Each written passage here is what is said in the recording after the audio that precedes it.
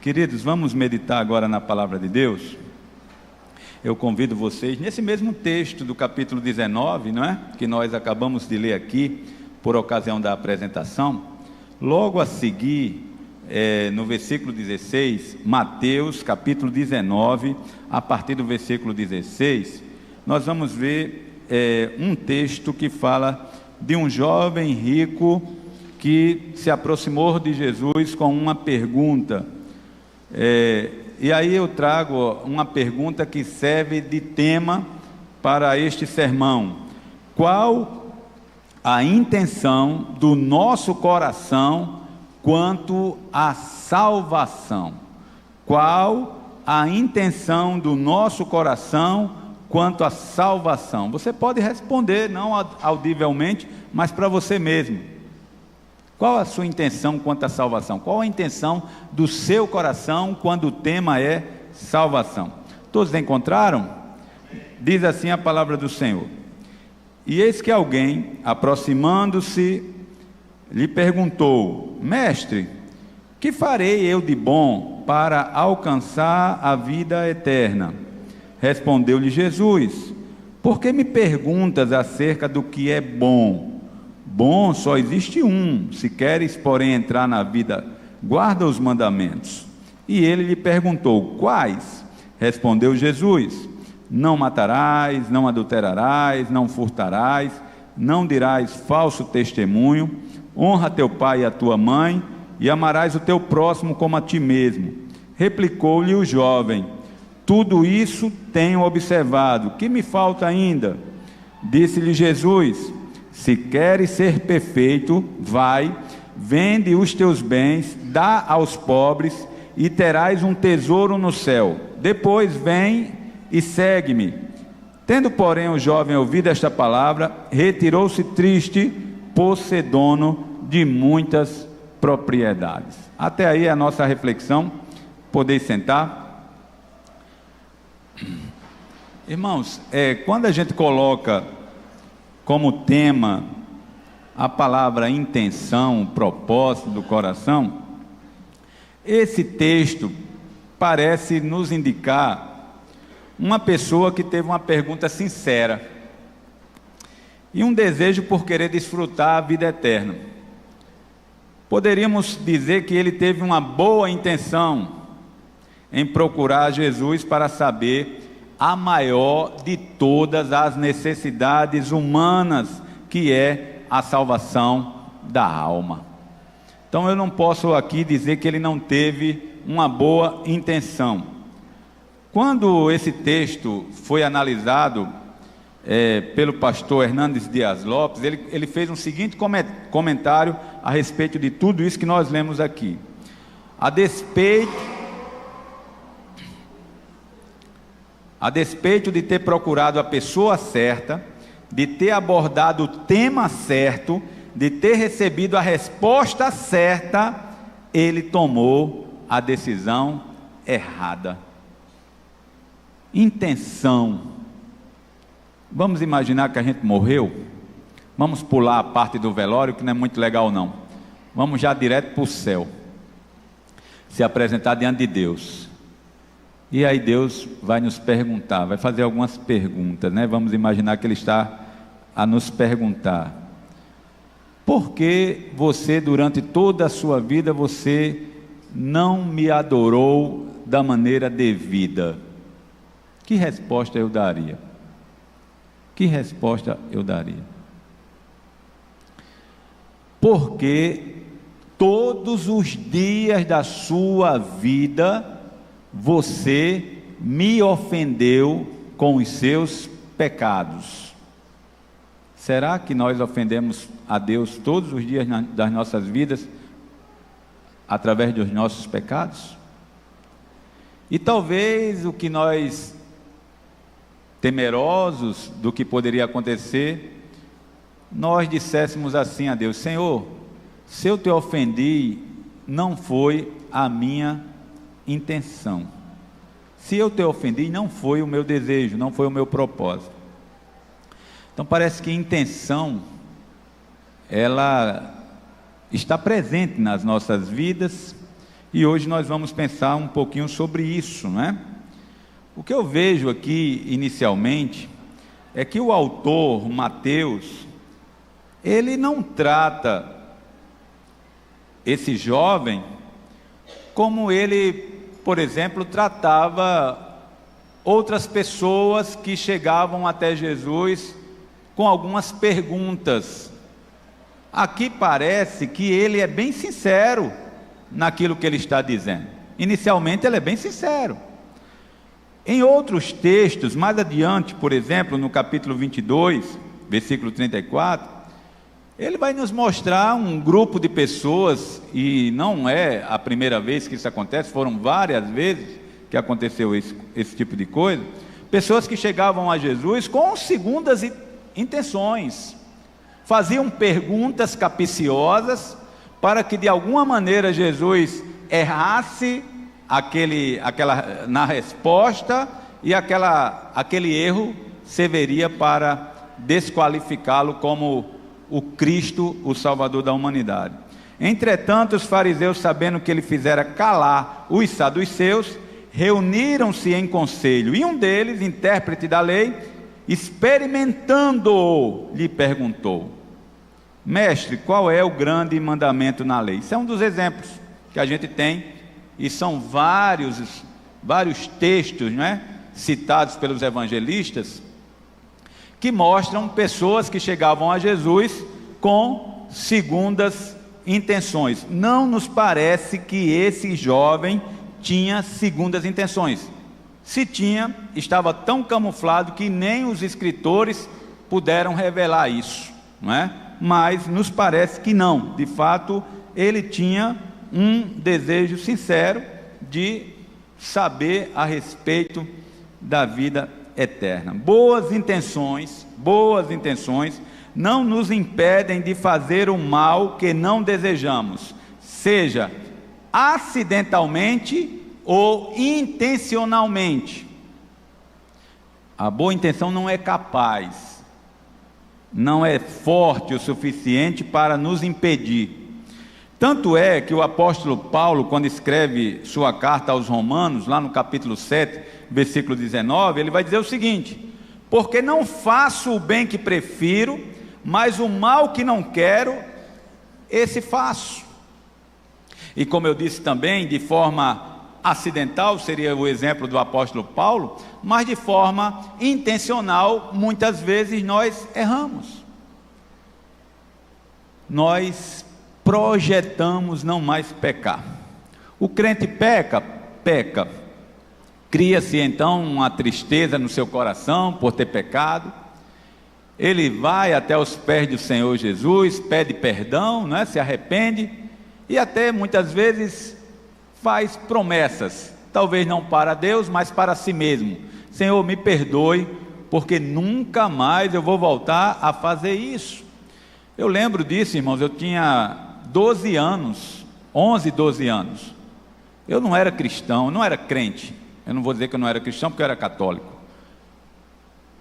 e eu usei drogas, pela primeira vez, 11 anos, fumei maconha,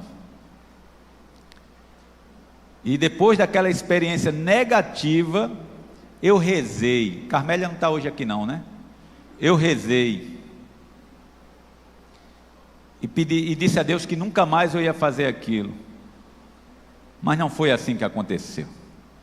Eu voltei a fazer várias e várias vezes, e eu não estou dizendo que isso só aconteceu porque eu ainda não era crente, porque eu acredito que, assim como este exemplo aqui foi dado, algumas vezes nós cometemos erros, algumas vezes nós pecamos, nos entristecemos, nos envergonhamos de ter errado, confessamos os nossos pecados, e até dizemos: nunca mais eu vou fazer isso, e a gente acredita, a gente diz isso diante de Deus porque a gente acredita.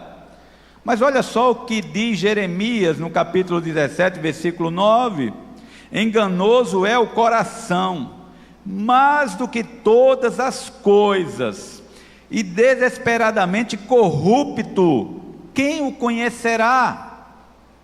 Então percebam, irmãos, que quando nós aceitamos a Jesus como Salvador, aconteceu algo incrível.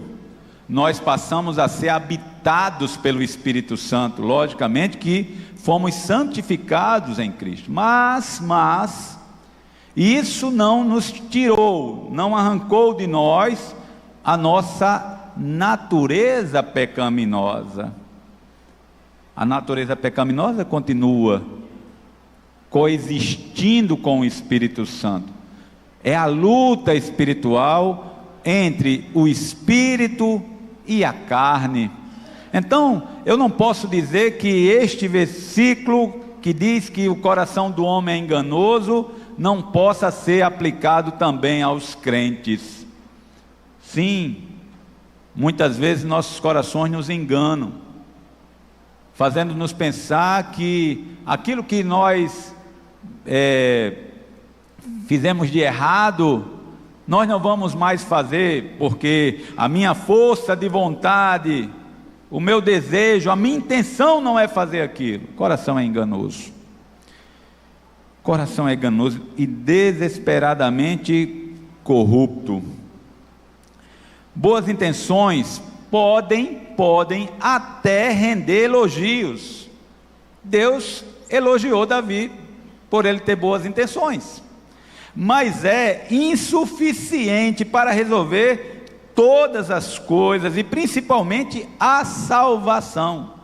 Não adianta, irmãos, só boa intenção não resolve.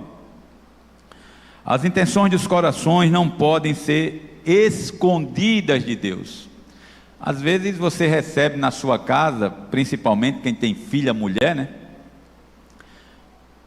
O famoso namorado. Aquele namorado que geralmente os pais perguntam assim: quais são as suas intenções com a minha filha? Eu acho que essa pergunta nem mais é feita, né? Porque já está tão batida, que os camaradas já sabem disso e já vem com a resposta pronta, né? A melhor possível. Mentira, rapaz, deixe de ser mentiroso, não é? Mas é interessante, irmãos, quando a gente para pensar que dentre tantas coisas que Deus vai julgar, vai nos julgar, até porque estamos em um processo de uma esperança de sermos glorificados, e essa glorificação que haverá de vir, promoverá galardões para todos nós, né? Para os servos, né? Para os salvos. E pensar que todas as nossas atitudes, palavras, ações, pensamentos e intenções sofrerão julgamento. Lá em 1 Coríntios 4, 5 diz assim: portanto, nada julgueis antes do tempo, até que venha o Senhor, o qual não somente trará a plena luz as coisas ocultas das trevas, mas também manifestará os desígnios dos corações, e então cada um receberá o seu louvor da parte de Deus. Interessante isso, né? Saber que para com as pessoas nós podemos até esconder, como é o caso dos namorados, né? As intenções, né? E como ser humano a gente não tem como medir isso, avaliar isso, não é? Mas saber que Deus, Ele não se engana, Deus, Ele não se confunde, Deus sabe exatamente quando nós estamos agindo com boas intenções para com Ele. Como eu disse, podemos até receber da parte de Deus elogios por causa das boas intenções. Davi, por exemplo, ele foi aqui elogiado quando ele desejou construir a casa de Deus, o templo de Deus. Diz o texto lá em 1 Reis 8:17, também Davi meu pai, é Salomão que está falando aqui, propusera, né, colocou no seu coração, desejou, intentou em seu coração edificar uma casa ao nome do Senhor, o Deus de Israel. Porém o Senhor disse a Davi meu pai: já que desejaste edificar uma casa ao meu nome, bem fizeste em o resolver em teu coração. Não foi uma reprovação da parte de Deus, foi até um elogio. Mas em seguida ele vai dizer assim: todavia, tu não edificarás a casa, porém teu filho que descenderá de ti, ele a edificará ao meu nome. Perceba, irmãos, que o rei Davi teve uma boa intenção, mas isso não fez com que Deus mudasse o seu projeto com relação à construção da sua casa e dissesse: por causa da sua boa intenção, eu vou fazer com que você seja quem edifique a minha casa. Não, ele simplesmente disse: você não vai edificar a minha casa, mas teu filho vai edificar a minha casa. Outro exemplo do próprio rei Davi,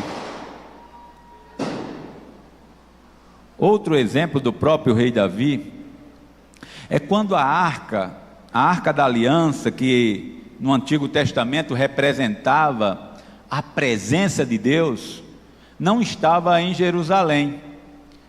Os irmãos devem recordar um episódio em que os filhos de Eli, em uma das batalhas que estava sendo travada entre o povo de Israel e os filisteus, eles estavam lá no meio da batalha, numa guerra, e os filhos de Eli, sacerdotes, resolveram então levar a arca para o lugar da guerra.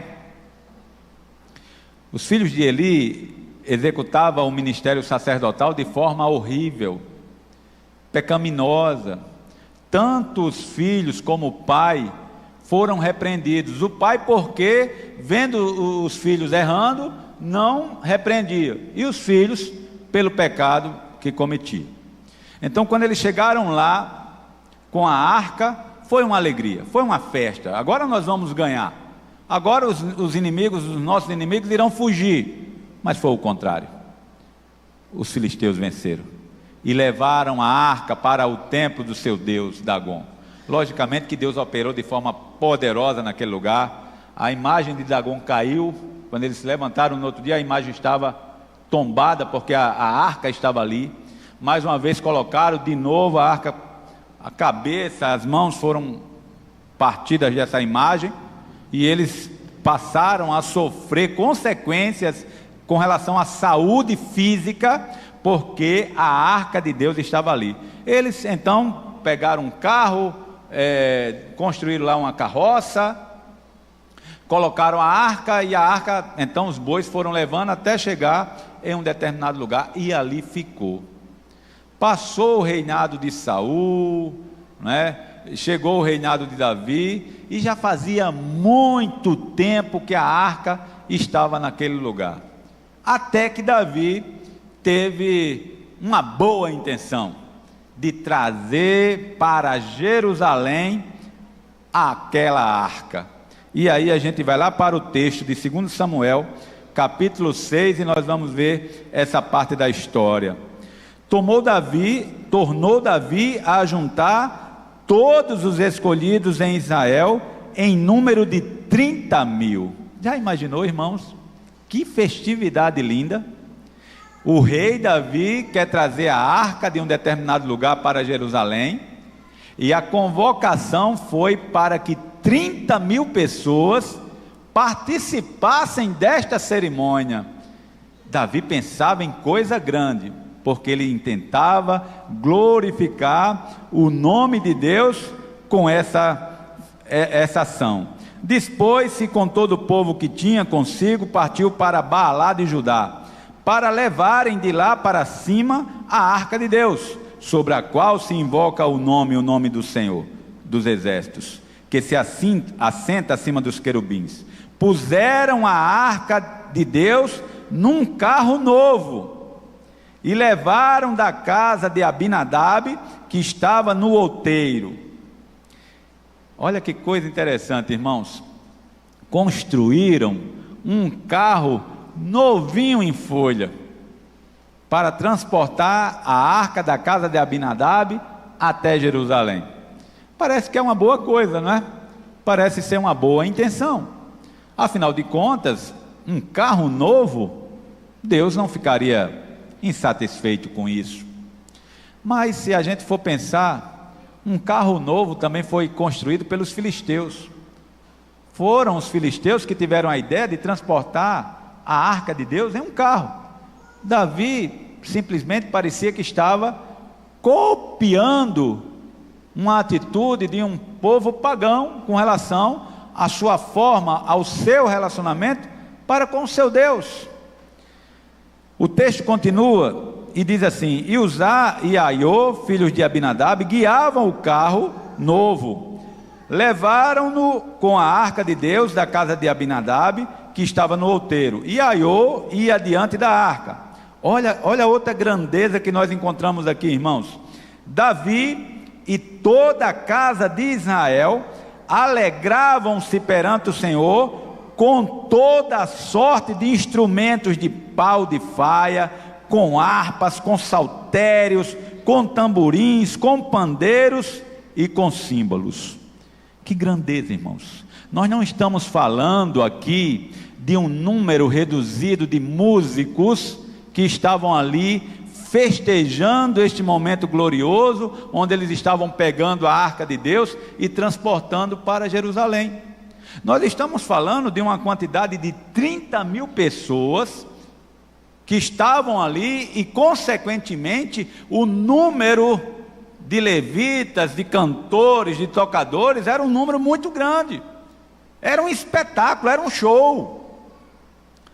Só que as coisas não aconteceram como Davi pensava.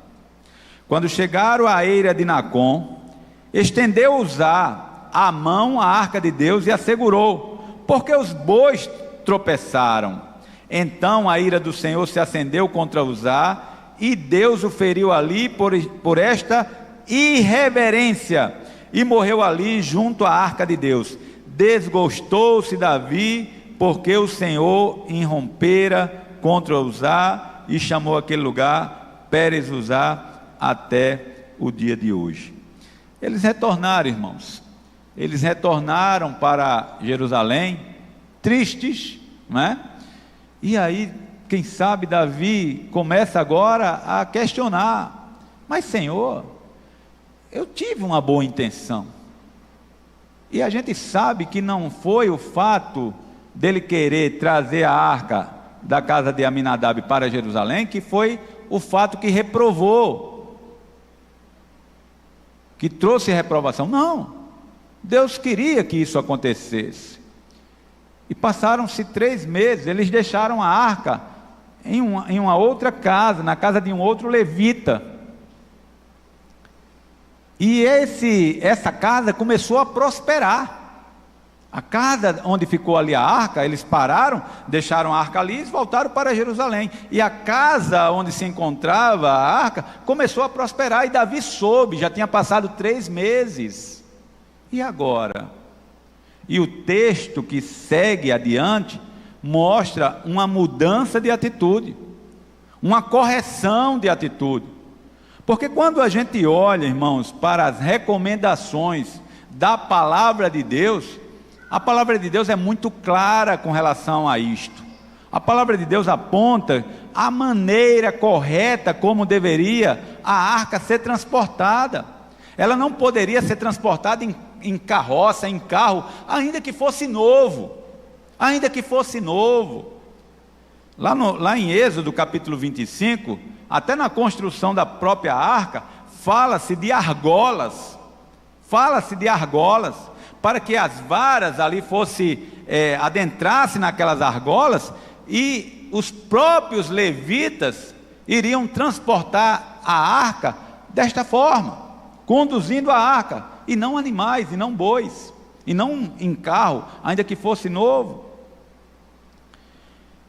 A partir do versículo 12, a gente vai ver que a correção foi feita. Davi foi informado que a casa de Obed-edom, onde estava a arca, estava prosperando, e ele entendeu, né, que a arca deveria ser transportada agora da maneira correta. Sucedeu versículo 13: sucedeu que quando os que levavam a arca, olha, já não é mais a carroça, já não é mais um carro novo, agora são as pessoas que estão transportando, tinham dado 6 passos, sacrificava ele bois e carneiros cevados. Davi dançava com todas as suas forças diante do Senhor, e estava cingido de uma estola sacerdotal de linho. Assim Davi, com todo Israel, fez subir a arca do Senhor com júbilo e ao som de trombetas. Deixa eu voltar agora para a nossa pergunta inicial. Qual a intenção do seu coração quanto à salvação? Por que eu estou fazendo essa pergunta e repetindo essa pergunta depois da gente pensar sobre essa temática de intenção do coração? Porque às vezes, irmãos, a gente faz uma autoavaliação e a gente faz o nosso próprio julgamento. A gente se considera assim: se eu morrer, se a gente pensar, se você morrer agora, você vai para o inferno? Não, inferno não. Mas você é merecedor do céu? Aí a gente diz: eu não faço nada de errado, eu não faço mal a ninguém, eu não desejo mal a ninguém. Por que Deus não iria me salvar? Por que Deus iria recusar um lugarzinho no céu? Afinal de contas, o céu é tão grande. Será que Ele me recusaria a viver a vida eterna na salvação, juntamente com os anjos, os santos, a igreja do Senhor? Eu acredito que Ele não recusaria. Então é muito comum, irmãos, a gente fazer essa autoavaliação, nos colocando em uma posição confortável. Dificilmente a gente pensa de forma negativa, porque isso nos assustaria. Se eu pensar de forma negativa, se eu morrer hoje eu vou para o inferno, logicamente vai me causar um desejo de não ir. Eu quero ir para o céu, e eu não conheço ninguém que, pode até ter, eu não estou dizendo que não exista, mas eu não conheço ninguém que intencionalmente queira ir para o inferno. Intencionalmente parece que ninguém quer ir para o inferno, ou se quer, é somente aqui, antes de chegar lá, porque depois que chega lá, eu acredito que não existe uma viva alma que não queira sair de lá. Mas perceba, irmãos, que a intenção do nosso coração, e a Bíblia mesmo já falou aqui para a gente, como o nosso coração nos engana, porque ficou muito claro, pelo menos para mim, e o próprio Davi foi um exemplo perfeito para a gente pensar sobre isso. Era um homem segundo o coração de Deus, tinha intenções boas, as suas intenções, de certa forma, estavam de acordo com os planos de Deus. A gente não pode aqui negar que o plano de Deus estava em conduzir a arca para Jerusalém como centro religioso de Israel. Eu acredito que ninguém aqui pode negar isso. Mas apenas um detalhe, e foi exatamente apenas um detalhe. E aí agora eu volto para o texto inicial daquele jovem rico. Aquele homem foi questionado por Jesus sobre alguns mandamentos: honrar pai e mãe, não adulterarás, não matarás. Todos estes mandamentos citados por Jesus estavam relacionados à parte humana, à relação horizontal que nós devemos ter. Nos 10 mandamentos nós temos essa característica: parte dos mandamentos tem uma relação vertical, da gente para com Deus, e outra parte uma relação horizontal, da gente com o próximo. As perguntas que Jesus fez para com aquele homem foi justamente as perguntas que estavam relacionadas com a parte horizontal, com a parte do relacionamento com as pessoas, e ele respondeu: tudo isso eu tenho feito. Mas quando Jesus disse: olha, tudo bem, tem uma coisa que está te faltando, apenas um detalhe, vai, vende tudo que você tem, dê aos pobres, venha e siga-me. Agora ele estava sendo convidado a pensar em uma outra parte do mandamento, que é a relação dele com Deus. A relação dele com Deus, a obediência dele a Deus e principalmente a dependência dele para com Deus. O quanto ele precisava depender de Deus. Para ele estava confortável. Ele servia a um outro Deus, o Deus das riquezas, Mamon. As riquezas traziam um certo conforto para eles. As riquezas traziam uma certa segurança para ele. E quando Jesus diz assim, livre-se das riquezas, ele acreditava que não poderia fazer isso. Ele achava que não poderia fazer isso. Então perceba, irmãos, que nós temos agora uma linha de pensamento, onde muitas vezes o nosso coração, que é enganoso, produz em nós uma falsa mensagem de segurança. Eu lembro, eu acho que foi em 2014, 2013, 2014, eu não lembro bem agora com precisão a data deste fato que eu vou contar. Mas eu saí daqui de Juazeiro com a minha família, eu, Geise, Sala e um tio meu. Saímos daqui e fomos uma viagem para o Chile. Tudo planejado. Uma pasta onde tinha ali as moedas dos países que nós iríamos passar, a gasolina, um código de trânsito da Argentina, tudo organizado. Os dias que a gente ia sair daqui, que ia pegar a estrada, 3 dias nós dormimos em pousadas na estrada, no terceiro dia a gente descansa, passa 4 dias e segue a viagem, 13 mil quilômetros rodados, tudo planejado. Quando chegamos em Foz do Iguaçu, que ali faz limite ou fronteira, né, do país, do Brasil com a Argentina, não tinha me preparado quanto a um seguro obrigatório que deveria ser pago. Isso não chegou ao meu conhecimento, então eu não sabia que era obrigatório. Ou seja, a nossa viagem ali poderia ser cancelada. Graças a Deus que naquela ocasião, quem tem mais tempo aqui na igreja sabe disso, aqui na igreja teve uma pessoa por nome de Petrônio, que trabalhava com seguro de vida, seguro de carro, seguro de automóvel, e logicamente que isso favoreceu, porque de lá nós ligamos, e ele resolveu o problema, e seguimos viagem conforme planejado. Por que eu estou falando isso, irmãos?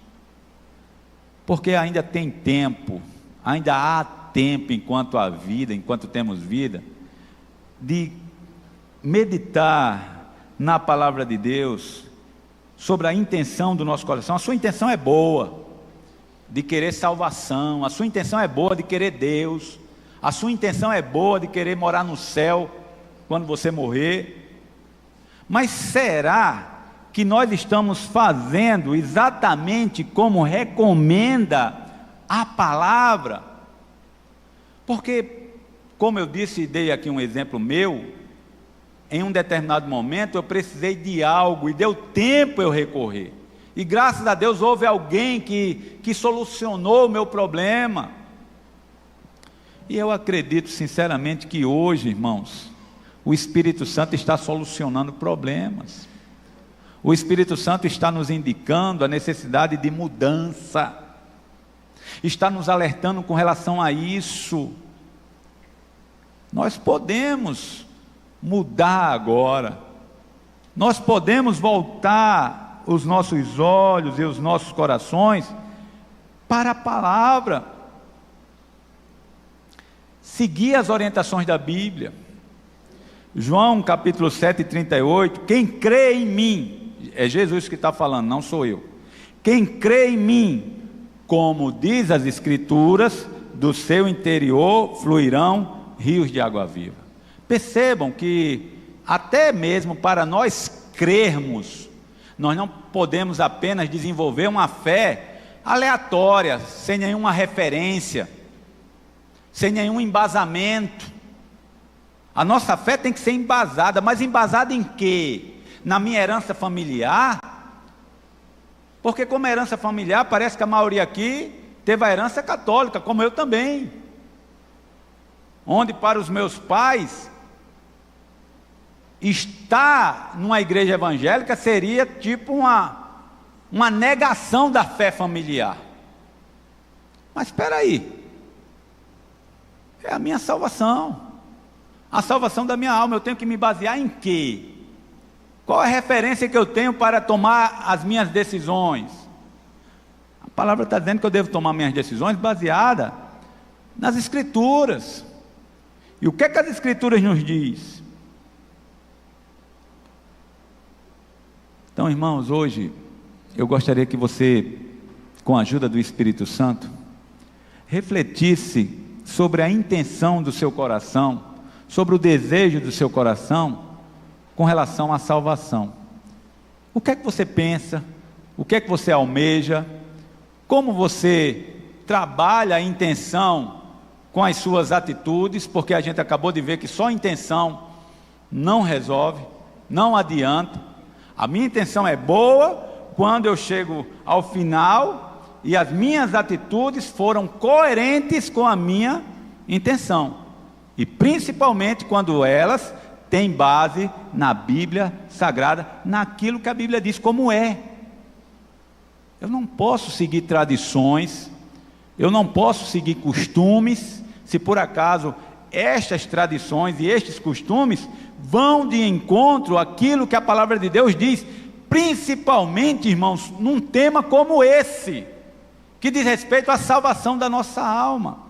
Infelizmente, o jovem que foi abordado por Jesus, ele, como disse inicialmente, não é? Ele procurou a pessoa certa, que foi Jesus, ele abordou o tema certo, o que é que eu faço para herdar a vida eterna? E ainda que ele tenha recebido do próprio Jesus, do próprio Salvador, a resposta certa, ele tomou a decisão errada. Ele tomou a decisão errada. Então a gente precisa muito da ajuda do Espírito Santo, porque ainda que você esteja ouvindo a palavra de Deus, não fui eu que escrevi isso aqui é a palavra de Deus que está falando aos nossos corações. Ainda que a gente saiba que a salvação é algo real, porque se não fosse assim Jesus Cristo não tinha vindo, o que é que eu estou fazendo com os meus dias, com as minhas horas, com os meus minutos, se eu não estiver pensando em salvação? Ou quando você vai parar para pensar sobre a sua salvação? Ainda não é tempo, ainda não é hora, ainda não é ocasião? Qual a razão de você ter vindo aqui nesta noite? Qual é a razão? Apresentar apenas uma cerimônia religiosa e Deus lá em cima pegar a caderneta? Pega aí a caderneta de José. Eu não estou aqui citando exatamente nenhum José aqui, tá?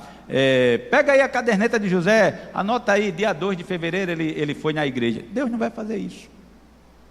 Não é uma relação cerimonial, é uma relação pessoal com Deus, é uma relação de intimidade com Deus.